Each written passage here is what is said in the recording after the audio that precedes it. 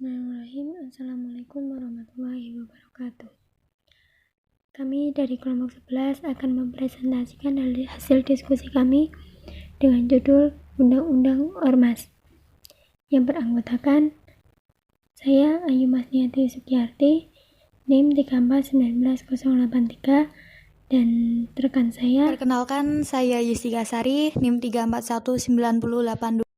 Baik, kita mulai pembahasan dari slide yang pertama, yaitu organisasi masyarakat atau Ormas.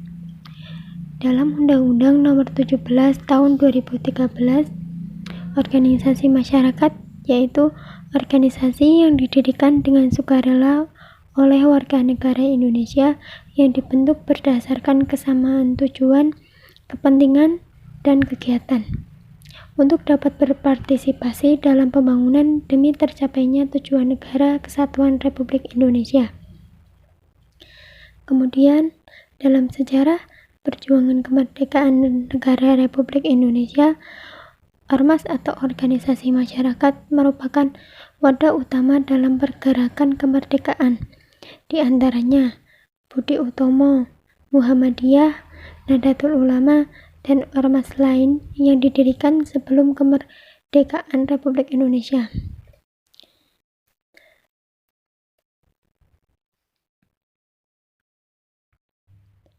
Peran dan rekam jejak organisasi masyarakat yang telah berjuang secara ikhlas dan sukarela tersebut mengandung nilai sejarah dan merupakan aset bangsa yang sangat penting bagi perjalanan bangsa dan negara. Kemudian, organisasi kemasyarakatan menjadi sarana untuk menyalurkan pendapat dan pikiran bagi anggota masyarakat warga negara Republik Indonesia dan dinilai memiliki peranan yang sangat penting dalam meningkatkan keikutsertaan secara aktif seluruh lapisan masyarakat dalam mewujudkan masyarakat Pancasila berdasarkan Undang-Undang Dasar 1945 dalam rangka menjamin pemantapan persatuan dan kesatuan bangsa, menjamin keberhasilan pembangunan nasional sebagai pengamalan Pancasila, dan sekaligus menjamin tercapainya tujuan nasional. Nah, kemudian kita masuk pada slide yang kedua, implementasi peran pemerintah. Peran pemerintah ini tidak hanya dari pemerintah pusat, melainkan juga dari pemerintah daerah.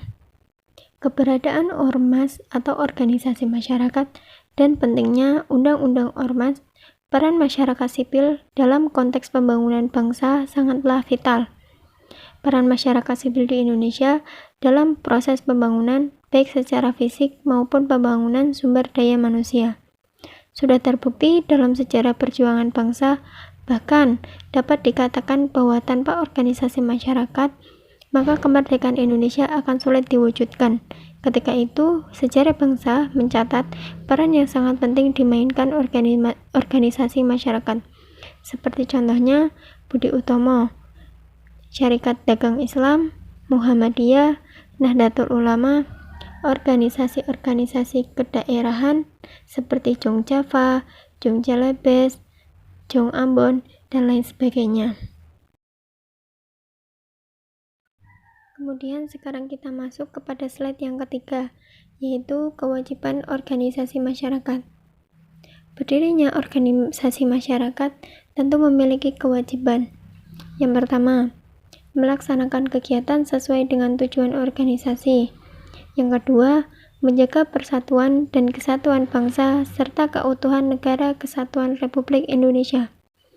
Yang ketiga, memelihara nilai agama, budaya, moral, etika, dan norma kesusilaan, serta memberikan manfaat untuk masyarakat. Yang keempat, menjaga ketertiban umum dan terciptanya kedamaian dalam masyarakat. Yang kelima, melakukan pengelolaan keuangan secara transparan dan akuntabel. Dan yang terakhir, berpartisipasi dalam pencapaian tujuan negara. Di sini saya akan menerangkan larangan-larangan terhadap ormas.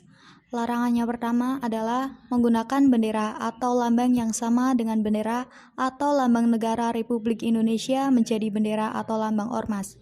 Kedua, menggunakan nama, lambang, bendera, atau atribut yang sama dengan nama, lambang, bendera, atau atribut lembaga pemerintahan. Ketiga, menggunakan dengan tanpa izin nama, lambang, bendera negara lain, atau lembaga internasional menjadi nama, lambang, atau bendera ormas. Keempat, menggunakan nama, lambang, bendera, atau simbol organisasi yang memiliki persamaan pada pokoknya atau keseluruhannya dengan nama, lambang, bendera, atau simbol organisasi gerakan separatis atau organisasi terlarang.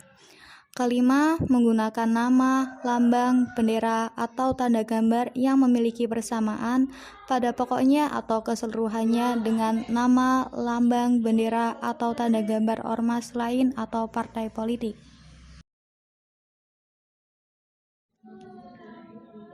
Selanjutnya, hal-hal yang perlu diatur dalam rancangan peraturan pemerintah tentang pengawasan ormas. Yang pertama adalah konsideran, yakni bagian menimbang dan mengingat. Bagian kedua yaitu ketentuan umum yang memuat tentang pengertian atau definisi umum mengenai istilah yang digunakan dalam rancangan peraturan pemerintah. Ketiga, substansi pengawasan ormas oleh pemerintah. Dan yang keempat adalah penutup. Bagian ini mengatur tentang waktu pemberlakuan peraturan pemerintah dan tentang pemberlakuan peraturan pemerintah sejak tanggal diundangkan. Selanjutnya ada undang-undang yang mengatur tentang organisasi kemasyarakatan, yaitu Undang-Undang Republik Indonesia Nomor 17 Tahun 2003 tentang organisasi kemasyarakatan.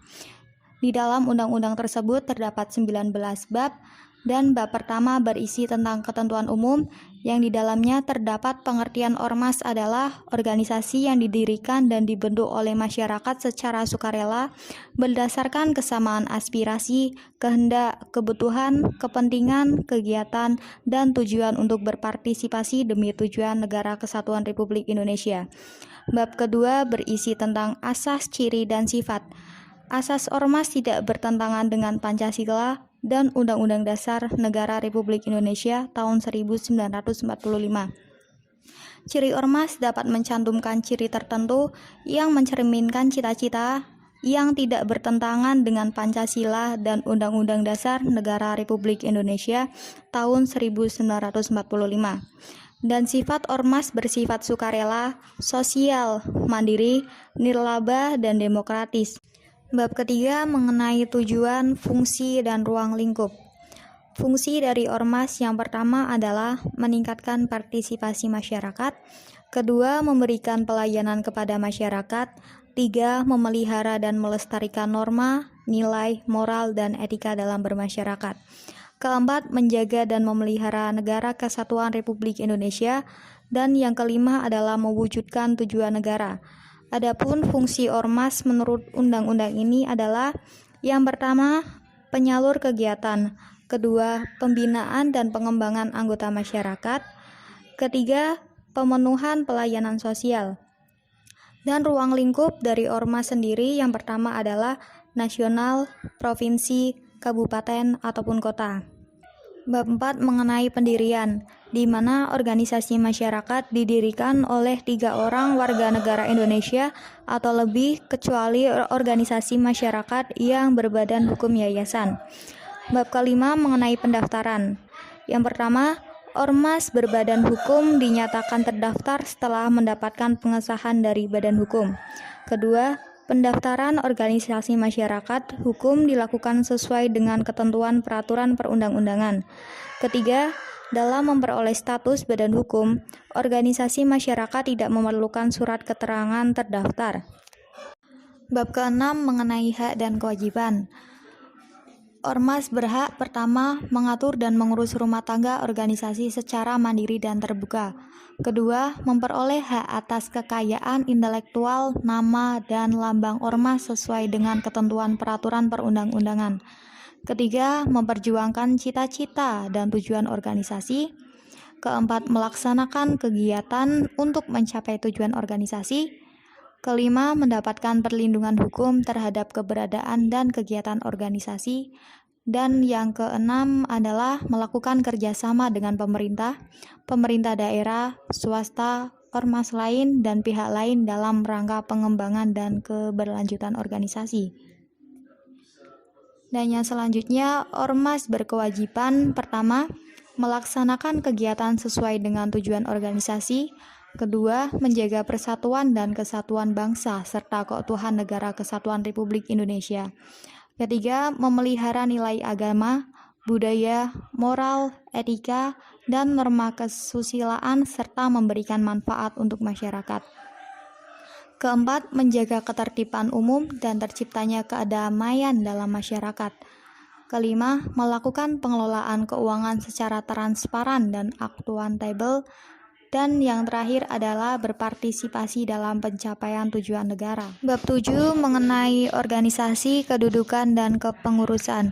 Di dalam organisasi, ormas memiliki struktur organisasi dan kepengurusan. Dalam kedudukan, ormas berkedudukan dalam wilayah negara Republik Indonesia.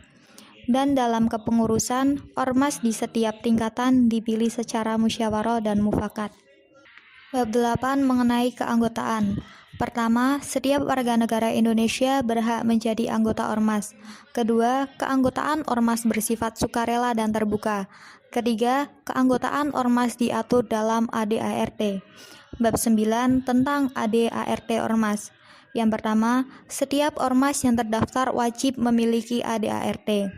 Yang kedua, AD dan ART memuat nama dan lambang, tempat kedudukan, asas, tujuan dan fungsi, kepengurusan, hak dan kewajiban, pengelola keuangan, dan pembubaran organisasi. Bab 10 membahas tentang keuangan. Yang pertama, keuangan ormas bersumber dari iuran anggota, bantuan, hasil usaha, dan kegiatan-kegiatan. Kedua, keuangan ormas dikelola secara transparan dan akuntabel. Ketiga, ormas menggunakan rekening pada Bank Nasional. Bab 11 mengenai badan usaha ormas. Yang pertama, dalam rangka memenuhi kebutuhan dan keberlangsungan hidup organisasi, ormas berbadan hukum dapat mendirikan badan usaha. Kedua, tata kelola badan usaha diatur dalam ADART. 3. Pendirian badan usaha dilaksanakan sesuai dengan ketentuan peraturan perundang-undangan. Bab 12 mengenai pemberdayaan organisasi masyarakat. Pemerintah melakukan pemberdayaan organisasi masyarakat untuk meningkatkan kinerja dan menghormati organisasi masyarakat. Bab ke-13 mengenai organisasi masyarakat didirikan oleh warga negara asing. Organisasi masyarakat yang didirikan oleh warga negara asing dapat melakukan kegiatan di wilayah negara Indonesia. Bab 14 mengenai pengawasan. Untuk meningkatkan kinerja dan akuntabilitas, ormas atau organisasi masyarakat yang didirikan oleh warga negara asing dilakukan pengawasan internal dan eksternal. Pengawasan internal terhadap organisasi masyarakat yang didirikan oleh warga negara asing dilakukan sesuai dengan mekanisme organisasi yang diatur dalam ADART. Pengawasan eksternal dilakukan oleh masyarakat, pemerintah, atau pemerintah daerah. Bab ke-15 mengenai penyelesaian sengketa organisasi. Yang pertama, dalam hal terjadi sengketa internal, ormas berwenang menyelesaikan sengketa melalui mekanisme yang diatur dalam ADART. Kedua, apabila penyelesaian sengketa tidak tercapai, pemerintah dapat memfasilitasi mediasi atas permintaan para pihak yang bersengketa. Ketiga, ketentuan lebih lanjut mengenai tata cara mediasi diatur dalam peraturan pemerintah. Bab 16 mengenai larangan. Ormas dilarang pertama melakukan tindakan permusuhan terhadap suku, agama, ras, atau golongan. Kedua, melakukan penyalahgunaan, penistaan, atau penodaan terhadap agama yang dianut di Indonesia. Ketiga, melakukan kegiatan separatis yang mengancam kedaulatan Negara Kesatuan Republik Indonesia. Keempat, melakukan tindakan kekerasan, mengganggu ketentraman dan ketertiban umum, atau merusak fasilitas umum dan fasilitas sosial. Kelima, melakukan kegiatan yang menjadi tugas dan wewenang penegak hukum sesuai dengan ketentuan peraturan perundang-undangan. Bab ke-17 mengenai sanksi. Pemerintah atau pemerintah daerah sesuai dengan lingkup tugas dan kewenangannya menjatuhkan sanksi administratif kepada organisasi masyarakat yang melanggar ketentuan hukum. Bab 18 mengenai ketentuan peralihan, di mana organisasi masyarakat yang telah berbadan hukum sebelum berlakunya undang-undang ini tetap diakui keberadaannya sesuai dengan ketentuan undang-undang ini. Bab ke-19 mengenai ketentuan penutup. Pada saat undang-undang ini mulai berlaku, semua peraturan perundang-undangan yang terkait dengan ormas dinyatakan masih tetap berlaku sepanjang tidak bertentangan dengan ketentuan dalam undang-undang ini. Mungkin ini saja yang dapat kami sampaikan. Apabila ada kesalahan, mohon maaf. Dan terima kasih sudah menyimak video presentasi dari kami. Wassalamualaikum warahmatullahi wabarakatuh.